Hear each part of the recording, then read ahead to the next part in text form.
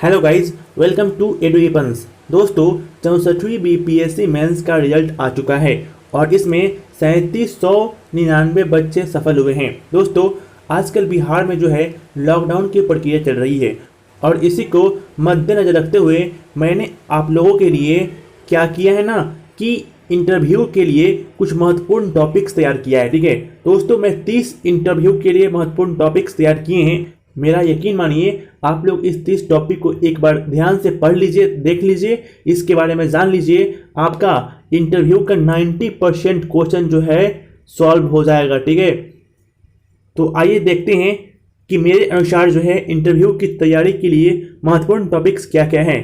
पहला है अपना परिचय। दोस्तों, आपको अपना परिचय अच्छी तरह से देना आना चाहिए। ठीक है, दूसरा है कि अपने गृह जनपद वहाँ के समस्या समाधान के बारे में। दोस्तों, आप जहाँ रह रहे हैं, जहाँ आपका घर है, जहाँ आपका जनपद है, जनपद मतलब होता है रहने का स्थान जहाँ पे आप रह रहे हैं। ठीक है, वहाँ के बारे में, वहाँ की समस्या क्या है और उसका समाधान क्या है, इसको भी आपको अच्छी तरह से पता होना चाहिए। अगला है अपने एजुकेशनल क्वालिफिकेशंस के बारे में। दोस्तों, आपका एजुकेशनल क्वालिफिकेशन क्या है, इसके बारे में भी आपको अच्छी तरह से ज्ञान होना चाहिए। अगला है अपने हॉबीज़ या इंटरेस्ट के बारे में। ठीक है दोस्तों, आपकी हॉबीज़ क्या है, आपका इंटरेस्ट क्या है, इसके बारे में भी आपको अच्छी तरह से ज्ञान होना चाहिए। अगला है अपने ग्रेजुएशन पोस्ट ग्रेजुएशन के सब्जेक्ट्स के बारे में। दोस्तों, आप जिस सब्जेक्ट से ग्रेजुएशन किए हैं या फिर जिस सब्जेक्ट से पोस्ट ग्रेजुएशन किए हैं, उस सब्जेक्ट के बारे में आपको कुछ जानकारी होनी चाहिए। ठीक है, अगला है अपने ऑप्शनल सब्जेक्ट के बारे में जानकारी। दोस्तों, बीपीएससी में आप लोगों ने जिस ऑप्शनल सब्जेक्ट को चुनकर एग्जाम दिया था, उसके बारे में आपको जानकारी अच्छी तरह से होना चाहिए। अगला है आपके पोस्ट प्रेफरेंस के बारे में जानकारी, एटलीस्ट टॉप 5 पोस्ट। दोस्तों, बीपीएससी का जो पोस्ट प्रेफरेंस है, उसको कम से कम टॉप 5 पोस्ट के बारे में आपको जानकारी होनी चाहिए। अगला है आप क्या करते हैं, आपके करंट जॉब के बारे में संपूर्ण जानकारी। दोस्तों, यदि आप लोग फिलहाल में कोई जॉब करते हैं तो उसके बारे में भी आपको संपूर्ण जानकारी होनी चाहिए। अगला है आप जिस पद पर सेवारत हैं तो उस पद के कार्य दायित्व तथा उस पद पर रहकर आपने क्या इनोवेशन, क्या नया, क्या अलग किए, उसके बारे में जानकारी। दोस्तों, यदि आप कहीं जॉब कर रहे हैं और आप जिस पद पर सेवारत हैं तो उस पद के बारे में आपने वहाँ पे क्या काम किए, क्या इनोवेशन किया, ठीक है, क्या कुछ अलग किया, इसके बारे में भी आपको जानकारी होनी चाहिए। ठीक है, अगला है डिप्टी कलेक्टर एसडीएम में अंतर। दोस्तों, आपको डिप्टी कलेक्टर और एसडीएम में अंतर पता होना चाहिए। ठीक है, साथ ही deputy collector, SDM, deputy SP, EO, ARTO, DPRO, ACCT इत्यादि के कार्य और उनका दायित्व तो क्या है, इन सारे पोस्ट के बारे में आपको पता होने चाहिए। ठीक है, चलते हैं अगला क्या है।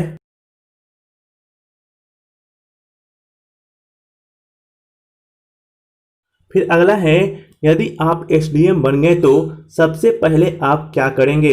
दोस्तों, यदि आप एसडीएम बनते हैं तो सबसे पहला आपका काम क्या करेंगे। ठीक है, आपकी क्या प्रायोरिटी होगी।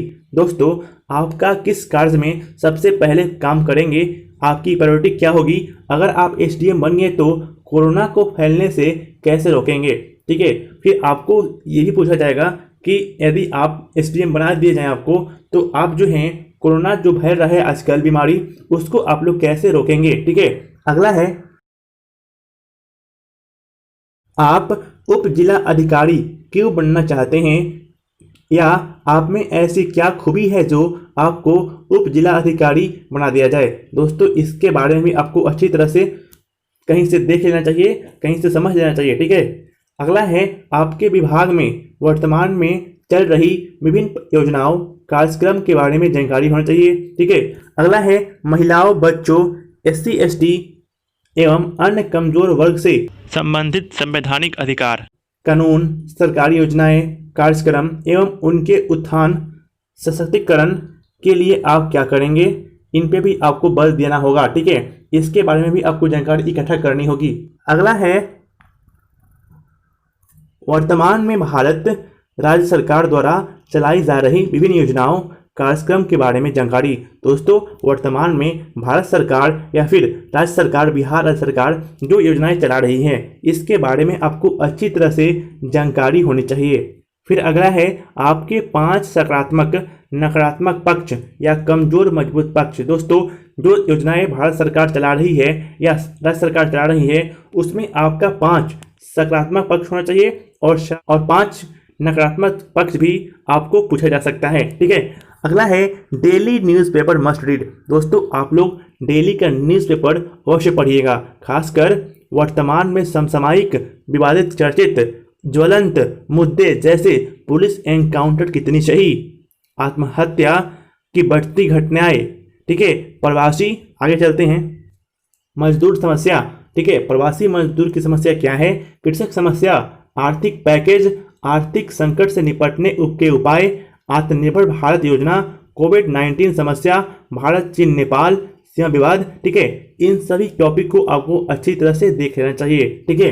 अगला है जिस दिन इंटरव्यू हो उस दिन के न्यूज़पेपर के कोई 5 खास खबर के बारे में जानकारी। ठीक है दोस्तों, अगला क्या है, मान लीजिए कि आपका इंटरव्यू जो है 15 जुलाई को पड़ता है, मान लीजिए। ठीक है, तो आपको पता होना चाहिए कि आर्टिकल 15 क्या है, या फिर 15 जुलाई को कौन सा दिवस मनाया जाता है, या फिर 15 जुलाई को कौन से महापुरुषों का जन्म या पुण्यतिथि था, उसके बारे में आपको अच्छी तरह से जानकारी होनी चाहिए। अगला है आप वर्तमान में जहां जॉब करते हैं उस जनपद के बारे में जानकारी।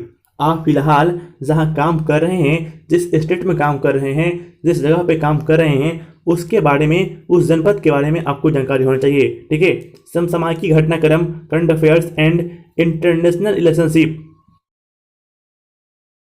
फिर अगला होगा आपका लूसेंट जीके, खासकर पॉलिटी, हिस्ट्री भी आपको अच्छी तरह से देख लेना पड़ेगा एक बार। ठीक है।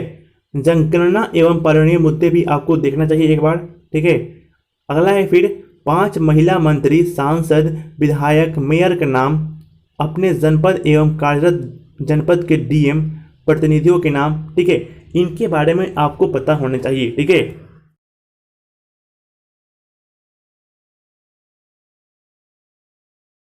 फिर अगला है ओडीएफ, नीति, इसरो, कोविड-19 ईटीसी का फुल फॉर्म भी आपको पता होना चाहिए। ठीक है। अगला है आत्मनिर्भर भारत योजना के बारे में भी आपको पता होना चाहिए। ठीक है। आत्मनिर्भर भारत बनाने के लिए आपके सुझाव क्या हैं। ठीक है दोस्तों, ये क्वेश्चन भी पूछ सकता है। ठीक है, ये क्वेश्चन जो है हाईलाइट क्वेश्चन है। ठीक है दोस्तों, पूछ सकता है कि यदि आप एसडीएम बन गए तो आप आत्मनिर्भर भारत योजना के बारे में, उसको और सफल बनाने के लिए आप क्या क्या करेंगे। ठीक है। अगला है कोविड-19 के सकारात्मक, नकारात्मक प्रभाव। दोस्तों, कोविड-19 के 5 आपको सकारात्मक प्रभाव और 5 नकारात्मक प्रभाव पता होना चाहिए। ठीक है।